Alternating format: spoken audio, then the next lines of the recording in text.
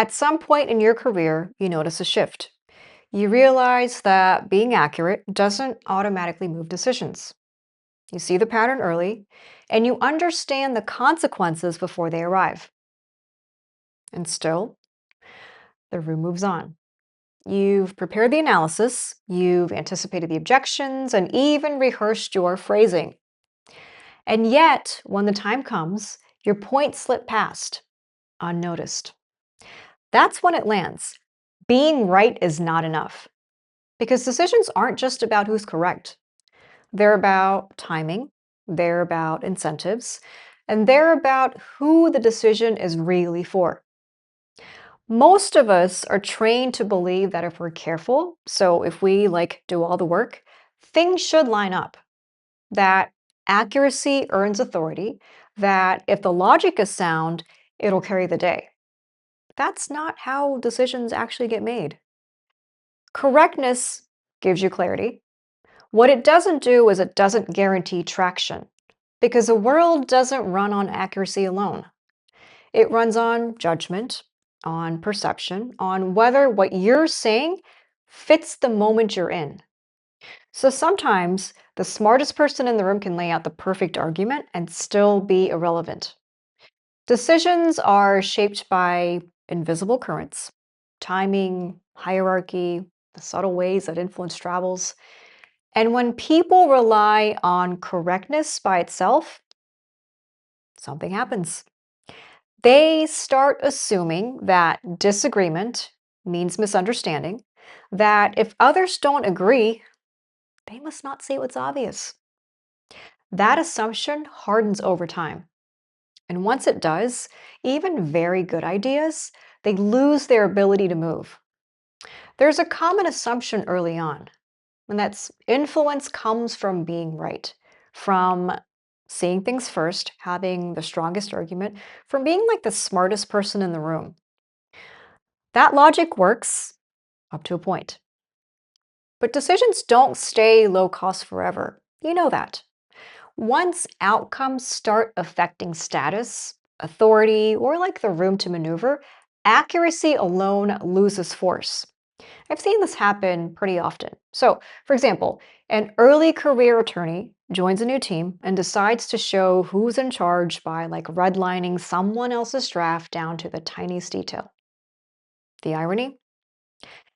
Everyone notices the corrections, but very little of the actual insight. So early in your career, you notice this the hard way. Even brilliant logic falters when someone's career, authority, or internal politics is on the line. Insistence changes the dynamic. So the conversation stops being about the idea. It becomes more about position and about who's being challenged, who's being exposed, and who has something to lose. At that point, even the strongest logic struggles to land because people aren't responding to your argument anymore. They're actually responding to what agreeing with you is going to require. So if correctness isn't what moves decisions, what does? Context. Not abstract context, real context. The kind you notice only after years of being in rooms where decisions matter. So it's about who the decision is really for, what pressures they face, what trade offs they can and cannot afford to make, and which constraints are visible and which ones are not. Most decisions aren't really a choice between right and wrong.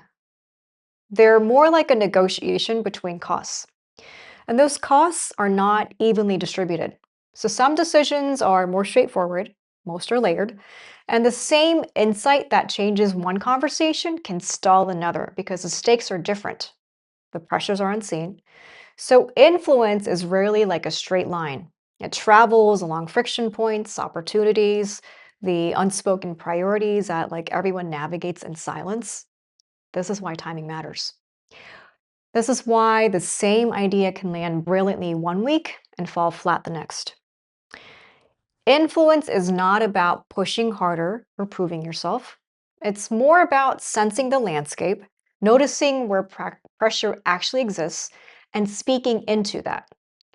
Experience matters more than correctness because you learn to sense the friction, the subtle shifts, and speak in a way that moves the room without actually having to force it. Eventually, you notice something changes in the way you approach decisions. You stop performing correctness, you stop needing immediate agreement, and you stop measuring impact by whether people see you as like the smartest person in the room.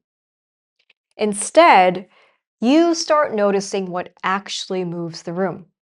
Which points land naturally, which arguments gain traction quietly, and importantly, which can wait. So you notice yourself pausing before pushing, listening more than explaining, and you notice which phrases land without effort, which arguments actually need more space. And gradually, people start integrating your insights, sometimes like without knowing it came from you. Being right hasn't disappeared. It's still there, but like it's positioned now. It's waiting, it's applied where it matters, not where it's convenient. And that's when you realize the truth. Being right is not enough, but being right and strategically aligned, attuned to the room, the stakes, the moment, that's how influence is actually built.